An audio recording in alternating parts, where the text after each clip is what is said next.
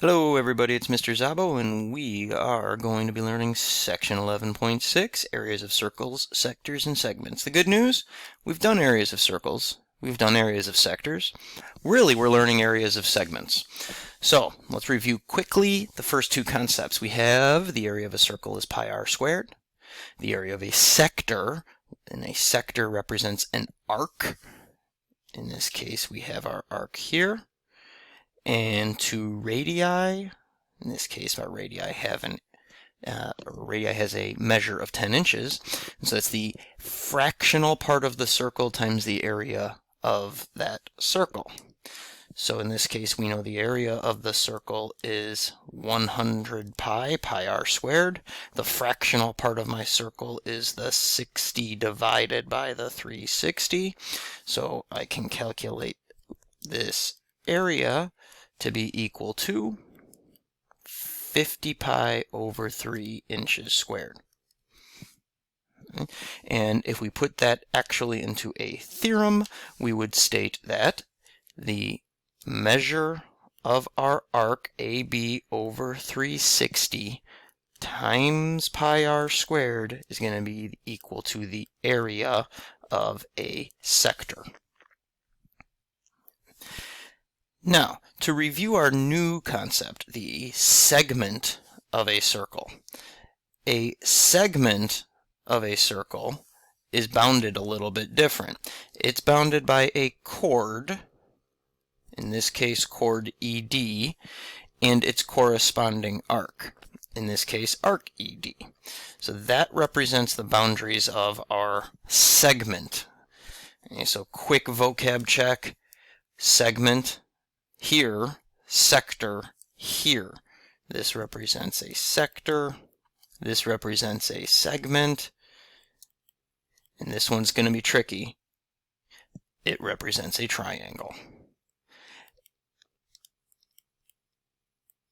And what's nice is we can come up with the area of our segment just based on knowing these two pieces here. Because if I take the area of my sector, which we just reviewed how to find, and subtract the area of my triangle, so if I draw this, here's my triangle, if I subtract that, I am left with my segment. So we would just state that the area of a sector minus the area of its corresponding triangle is going to be equal to the area of my segment. On the next page, we are going to put that into action. So, we know this is a 90-degree arc. We know our radius is 20 centimeters, so the area of my sector is going to be 90 out of 360 times pi r squared is 400 pi. From that, I am going to subtract the area of my triangle. Since that's a 90-degree arc, that's a 90-degree angle. My base is 20. It's a radius. My height is 20. So the area of my triangle is going to be 1/2 of the base, 20, times the height, 20. That is going to allow me to calculate the area of my segment. So 1/4 of 400 pi is 100 pi. I subtract half of 20 times 20, which is 200. That gets me the area of my segment. I want to leave it in terms of pi, give an exact answer. And the best way to represent that is put the whole binomial, it's two terms here, put that in parentheses. So that way when I include my units, I'm recognizing that the units go to the difference between these two. So in this case, we're dealing with centimeters, we're dealing with area, so it's centimeters squared. So the reason we don't write it this way is this kind of makes it look like the 200 is the only thing that has centimeters squared. We want to incorporate this as a difference or as the entire area, so we're going to write it this way. Go ahead, press pause, take a minute, and try example 3.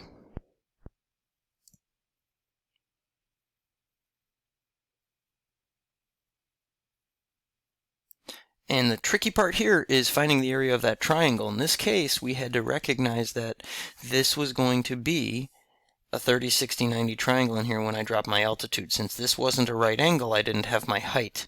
That gave me a height of 4.5 and this longer leg of 4.5 root 3 using my 30, 60, 90 triangles. The entire base length then is 4.5 root 3 times 2, or 9 root 3.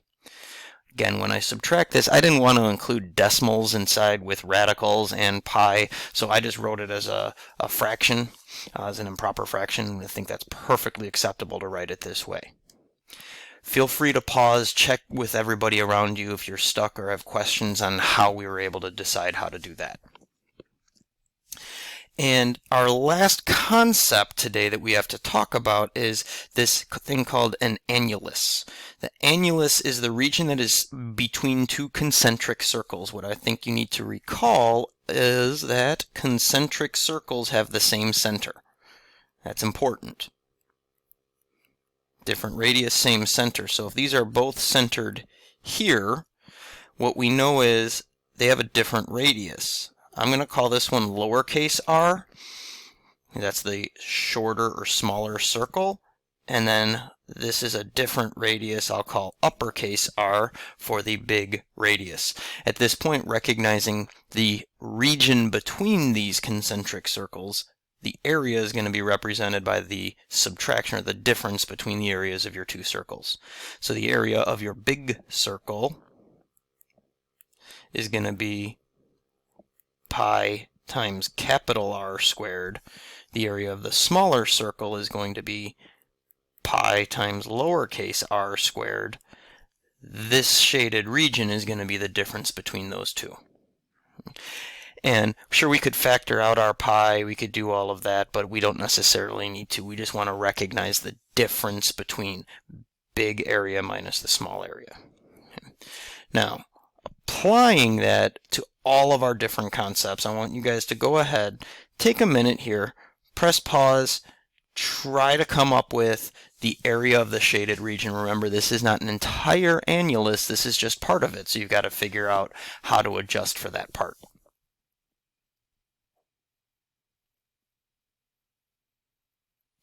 So if we took a look at this and found the area of the entire big circle without taking this piece out, it'd be 144 pi centimeters squared. The smaller circle would be 81 pi centimeters squared. A full annulus would be 63 pi centimeters squared, but we're dealing with 60 degrees of our 360. So if we take that fractional part of the annulus, we get 105 pi over 2 centimeters squared. Could have done it a few other ways. I could have found the fractional part of the bigger circle, fractional part of the smaller circle, and then just subtracted those. Should wind up at the exact same spot. Feel free to shoot me an email if you guys have any questions or any concerns, and we have a practice sheet which I will post an answer key to follow these video notes.